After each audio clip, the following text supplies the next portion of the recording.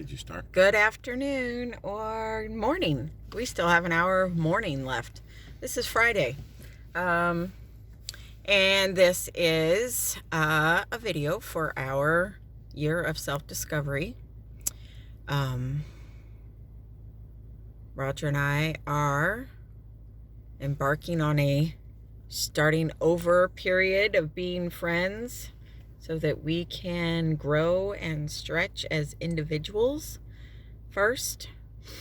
Kind of do some healing and trauma work and integrate some new behaviors that are that are helping us thrive as individuals. And then in a year from now, we will look at all of this and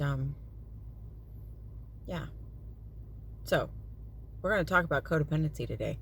And I also have something else to talk about, if I remember at the end of this. So I'm going to read some stuff, and then Roger and I are going to talk in front of you all about it. I got the codependency. Okay, do you want to read it?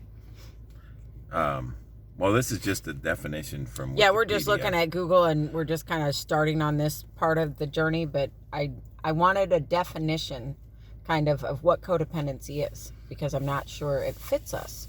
So codependency is a relationship that attempts to characterize imbalanced relationships where one person enables another person's addiction, poor mental health, immaturity, irresponsibility, or underachievement. So, how do you feel about that? I think we've moved out of that place. I think maybe in the beginning we were there. What do you think? Yeah, I'm not sure it fits specifically. I mean, okay, concept characterized imbalance. Yeah, I don't know. And of course, denial is not just a long river in Egypt, right? So click on the one that says how to fix a codependent relationship. Because I think that's more so where he and I are at this point, because we have done a lot of individual work. Roger started, I can't see, it's so bright out. Roger started his work in 90? Well, I started working with Chris Fry in 1992. Yeah. So he's been on that journey. I've been on that journey, and I really don't think that we have a codependent relationship in the sense that they define it in there. So for a very long time, I could not decipher between codependency and love. I thought that if we love someone, we put that person's needs before ours and make their happiness our business. Yes, and that is what I learned as a kid. Yeah, and there's the problem, because the bottom line is, and see, I think I have done enough work to know that really the most important person in any person's life better be the one that's looking them in the mirror, because that's where you got to start. So I should say, and there are times when I probably do, well, not probably, I've put my family first for a long time, because whatever I've done to earn a living has not really fed me as a person, but on a spiritual level. But fed our family and literally kept us out of the van down by the river.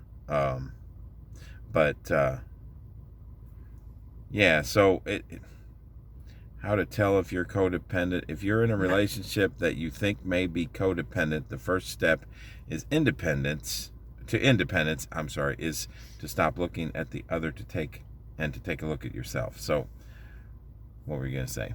Well, if you can hold that, there was that I'm the list cameraman for now. There was that list that I had. There's a lot of stuff there. Yeah. Hopefully I cannot, there's so much of a glare, I can't even see where the heck I have the camera. I know. It's so sunny. It is sunny. Are you on out the camera? Here. Can you Yes, I am on the camera. let me Yeah, go 'cause back. I literally cannot see it at all. We're kind of flying by the seat of our pants today. We've got a few different things to do, and we needed, because we can't upload videos at my house, if those of you that are watching my YouTube channel. How do you fix a codependent relationship? Some healthy steps to healing your relationship from codependency include: start being honest with yourself and your partner. Check, right? Check. So I think we're doing that, right? Yes. Number 2, stop negative thinking. I'm much better at that than he is, I believe. Yeah, I have a hard time with the whole. So yeah. Number 3, don't take things personally. I can check that for me. How about you? That's one of the 4 agreements. Yes, it is. I mostly do pretty well with that. Number 4, take breaks. Well, I don't know that we since we were 15 and 17 tended to be attached at the hip. We did everything together, went everywhere together. And his job was very conducive to supporting that kind of behavior, because he drove over the road, and when he was gone, sometimes he was gone for 3-4 weeks at a time, and when he would come back into town, then we were together, like always did everything. Yeah. We did everything with the kids. We went grocery shopping. I mean, there was just not I do remember early on when we just had Kyle. He's our oldest child. He was our first child. Roger took him and was like, "You need to go. You need to just go." And I had no clue. I was like, "What am I supposed to go and do? What does that mean?" And that was early on. But I believe I just went and sat in the parking lot at Walmart, because I had no idea, because I couldn't. The rules were kind of, you can't go and do errands. You have to take time for yourself. So that started early on. That started 30 some odd years ago, 34 years ago. But we didn't keep up with that. So I take it you're still in the picture. take breaks. Yeah. Okay. Number 5, consider counseling. We have been to counseling over the years here and there, and the last time we went to counseling was after the car accident in 2019. Number 6, rely on peer support. He and I are not very good at that one. I'm Mrs. John Wayne. He's Mr. John Wayne. We were told that by Chris Fry, our counselor. So we have a hard time, both of us, reaching out to other people. Number 7, establish boundaries. And I think we're learning to do that. So I think we're not at the, if you had a scale from 1 to 100, I don't think we're at the number 1. No. I think maybe we're probably like 60, 70 on the scale. 60. That's exactly what I was thinking. Okay. So we're learning about it. And I also have to say that we are sold ideas about who we are and what we are, and maybe they don't fit. Like, maybe the idea of codependency doesn't fit you, but people say you're codependent. So it's all a matter of degree, and you have to check in with yourself and your partner and the people in your life and your children, and do a little bit of research on your own, I guess is what I'm saying. Does it feel right to you? Because that first definition that he read doesn't resonate with me. No. It may have resonated back when I was 17, 18, 19, 20 years old. So we're looking at that this week, and this last week we've been looking at that, and several of you suggested that we go ahead and post every week, and we can do that. And it'll be both of us when he's in town. It'll just be me when he's not in town, but I can continue to give you an update. Hopefully he's getting really close this year to not running the road.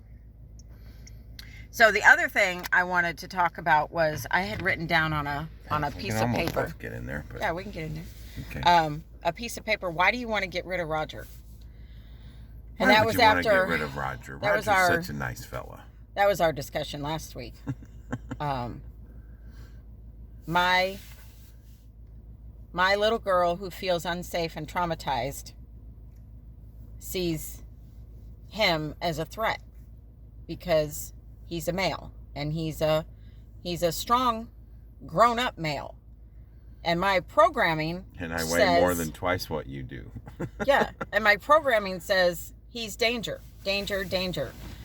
So what else followed there in my writing this on an envelope, and I have notes everywhere. I plan on getting all my notes cleaned up before I die. She compiled and all leave her this notes. planet because my children, I don't want to have to go through that stuff. Anyway, if on she that compiled piece of all paper, her notes, she could have a book. Well, yeah. Anyway. Scraps of life. Scrap pieces of paper. Scrappy-doo. Something. I got a blog in me too, so. Anyway, on that piece of paper, I wrote something that was very profound for me. And that was, I cannot see Roger's authentic self when I have trauma glasses on. And I have had trauma glasses on my whole life. So those glasses have kept me from having the relationship that I want with him, from having friendships with men. That's like big no-no. You don't do that. I've had a few people in my life that I have been able to have some level of friendship, but nothing. I have no really deep connections with any men in my life, including probably my boys, which that I want to change because I don't want that to keep. So then I went further and was like, okay, so what changes when I think of him as a friend instead of a romantic person? And the big piece is the threat of sexual connection. And I went into looking at, when I think of him as a friend, that threat is gone.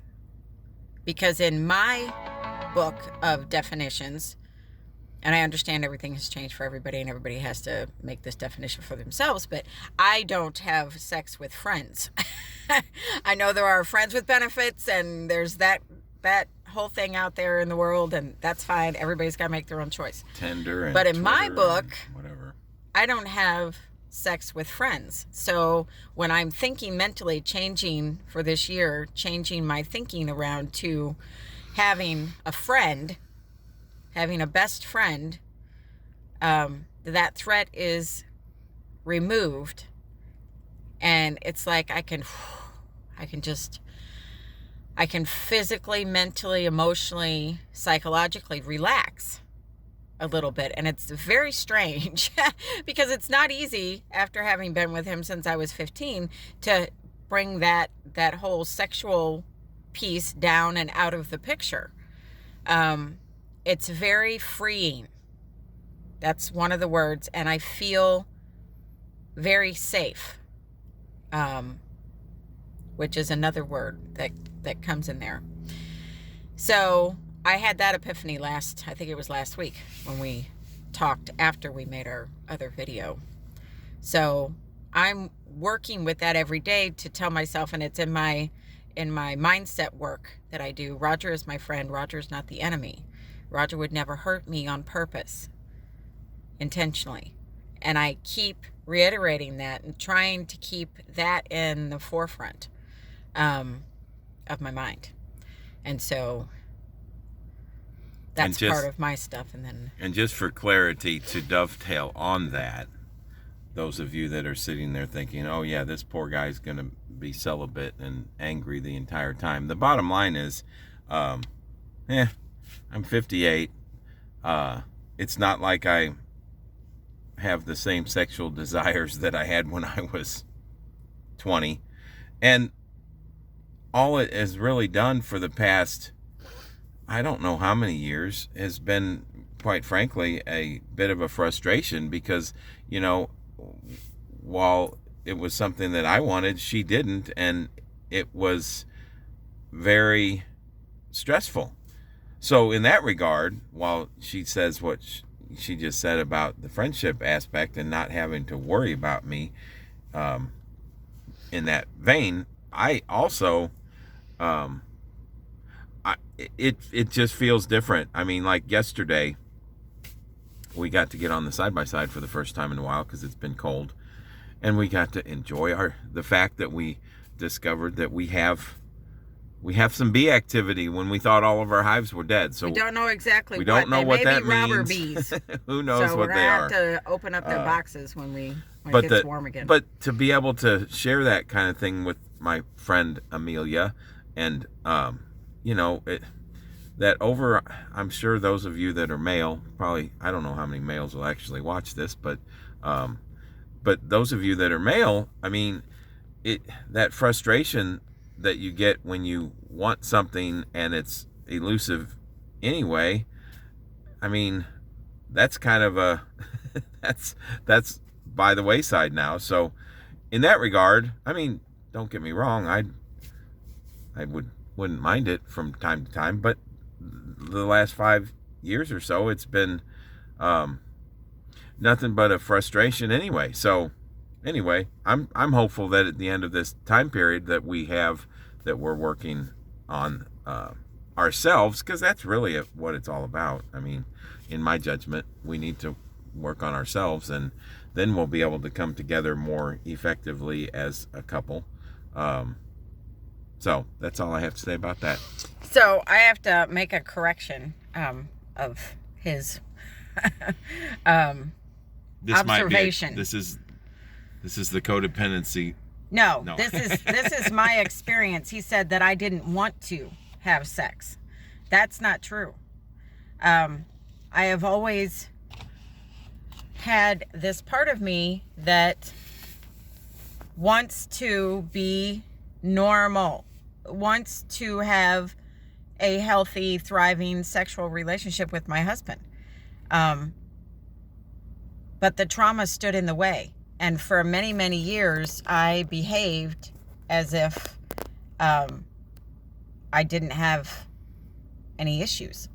And I pretended. And I played the part. And I grew up learning, I'm the service person. I'm to service my husband. That's if I want him to stay home and pay attention to me and do what I need him to do or whatever, then I will give him that. And I pretended for a long time, and I did what I was supposed to do as a wife. And then it just got to the point where I couldn't just do it, because I needed to have a connection between my heart and my soul and my mind, and the connection wasn't there. And I've learned in the last year that it's the trauma piece that is blocking. Yes. So it's not that I didn't want to. It's that I wanted to, but I couldn't.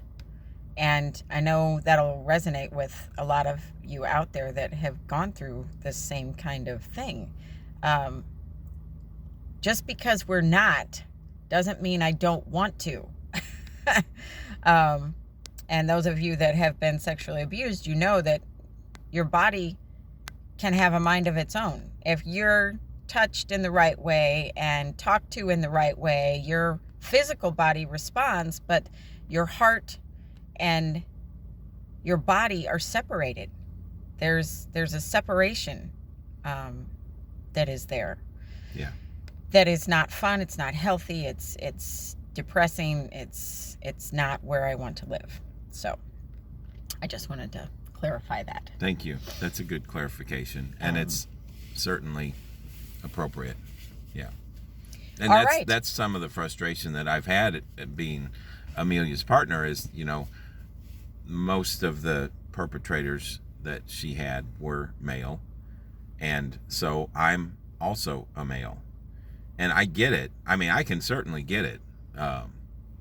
So sometime I remember considering driving a truck through the front of a particular perpetrator's house one time when we found out he still lived there. But at any rate, I wouldn't have fixed anything. no. I was all for it too. I was driving around finding out where he lived and actually saw him. And good thing I didn't do anything at that point. Good thing I didn't know how to use a gun then. She still doesn't know how to use a gun very well. Oh my God. That's another story for another day. Yeah. I still need practice on that. She'll shoot herself in the foot if she has to try. It's a good thing we got dogs to protect her. Yeah. Because Diesel ain't letting nobody get next to Mama. No. So. All right. So until next Friday, we will talk to you then. And please leave your comments below, questions. I will stay engaged and teach him how to stay engaged. Like, subscribe, share, please. Hopefully this is helpful for people watching. All right. Bye. Peace out. We'll say bye.